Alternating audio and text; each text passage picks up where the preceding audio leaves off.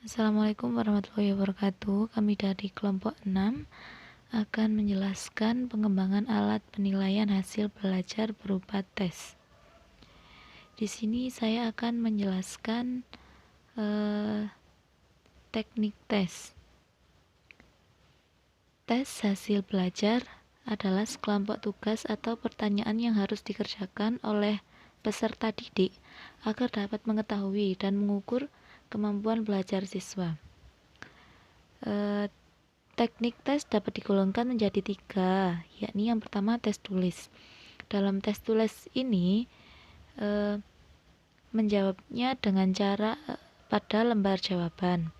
Tes tulis ini sangat bermanfaat untuk mengetahui kemahiran dalam menjawab dengan menulis yang benar, menyusun kalimat menurut kaidah bahasa yang baik secara efisien, dan dapat mengungkapkan pikirannya melalui jawaban yang ditulisnya dengan kata-katanya sendiri. Yang kedua yakni tekniknya menggunakan tes lisan. Dalam tes lisan, jawaban yang diberikan dalam bentuk pertanyaan lisan. Instrumen yang digunakan bisa disajikan berbentuk tulisan atau berbentuk lisan. Secara umum, tes lisan biasanya berbentuk tanya jawab secara langsung dengan lisan antara penguji dan peserta didik. Tes lisan ini sangat berguna bagi peserta didik karena dapat melatih diri dalam mengungkapkan pendapatnya secara lisan dan lebih kritis. Selanjutnya ada tipe dan bentuk tes. Yang pertama yaitu tes tipe uraian. Bentuk soal tes tipe uraian menuntut siswa untuk menyusun jawaban secara terurai. Jawaban tidak cukup hanya dengan 1 atau 2 kata saja, tapi memerlukan uraian yang jelas dan lengkap. Selain harus menguasai materi tes, siswa dituntut untuk bisa mengungkapkannya dalam bahasa tulisan dengan baik. Untuk soal bentuk uraian yang dimaksudkan yaitu pada sekolah menengah kejuruan atau ujian kompetensi kejuruan ini, di samping mengukur kemampuan peserta didik atau siswa dalam hal menyajikan jawaban terurai secara bebas, juga menyangkut pengukuran kemampuan peserta didik atau siswa dalam hal menguraikan atau memadukan gagasan-gagasan atau menyelesaikan hitungan-hitungan terhadap materi atau konsep tertentu yang terkait dengan atau merupakan pengembangan dari soal uji kompetensi atau paket secara tulis. Selanjutnya, penjelasan tentang tes objektif. Tes objektif adalah tes yang dalam pemeriksaannya dapat dilakukan secara objektif. Hal ini memang dimaksudkan untuk mengatasi kelemahan-kelemahan dari tes bentuk esai. Dalam penggunaan tes objektif, jumlah soal yang diajukan jauh lebih banyak daripada tes esai kadang-kadang. Untuk tes yang berlangsung selama 60 menit dapat diberikan 30-40 menit. Sementara itu, tes objektif adalah tes yang terdiri dari item-item atau STEM yang dapat dijawab dengan jalan memilih salah satu alternatif atau opsi yang benar dan alternatif yang tersedia, atau mengisi jawaban yang benar dengan beberapa kata atau sandi. Tes objektif sering juga disebut tes dikotomi karena jawabannya antara benar atau salah dan skornya antara 1 atau 0. Disebut tes objektif karena penilaiannya objektif. Siapapun yang mengoreksi jawaban tes objektif hasilnya akan sama karena kunci jawabannya sudah jelas dan pasti.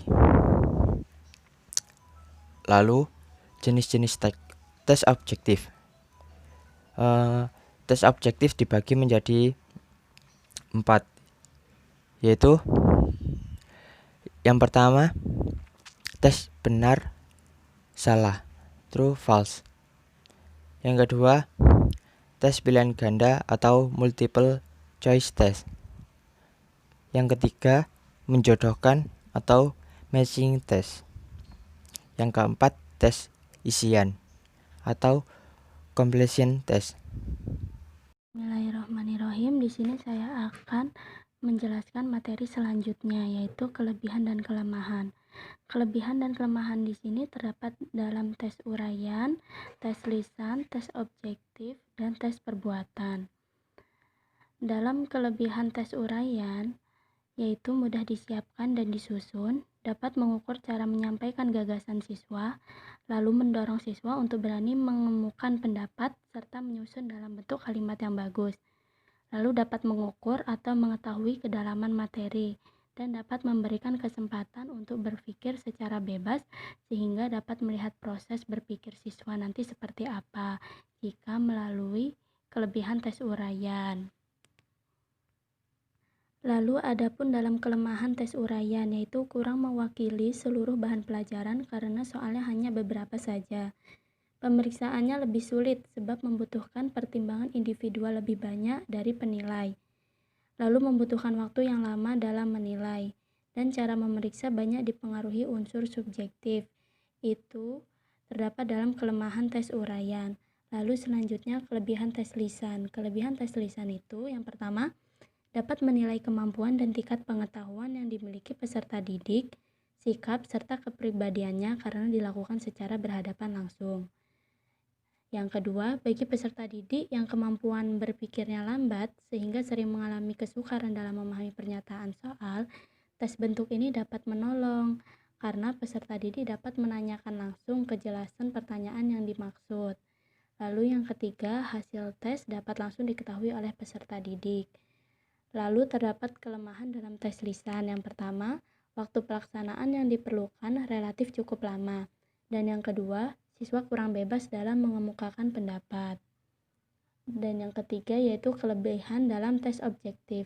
Kelebihan dalam tes objektif ini mengandung banyak segi positif, lebih representatif dan objektif. Lalu pemeriksaannya lebih mudah dan cepat. Pemeriksaannya pula dapat diserahkan kepada orang lain dan tidak memiliki unsur subjektivitas dalam proses pemeriksaan.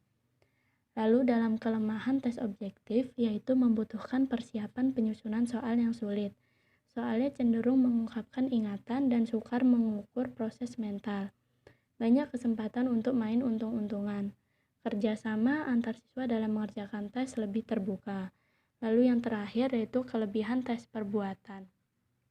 Kelebihan tes perbuatan di sini dapat membantu meringankan suasana atau menggantikan suasana kejenuhan menjadi berkurang atau menghilang.